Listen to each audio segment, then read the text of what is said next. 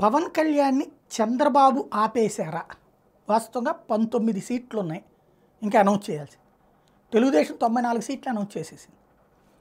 జనసేన 5 సీట్లే అనౌన్స్ చేసింది. అది కూడా చేత్తో రాసినటువంటి సీట్లు. 19 అనౌన్స్ చేయలే. ఎందుకు ఆపారు? చంద్రబాబు ఆపారా? ఎందుకు అంటే ఇప్పుడు గనక అనౌన్స్ చేసేస్తే ఆ నియోజకవర్గాల్లో తెలుగుదేశం వాళ్ళు తిరగబడతారు, ఆగ్రహిస్తారు.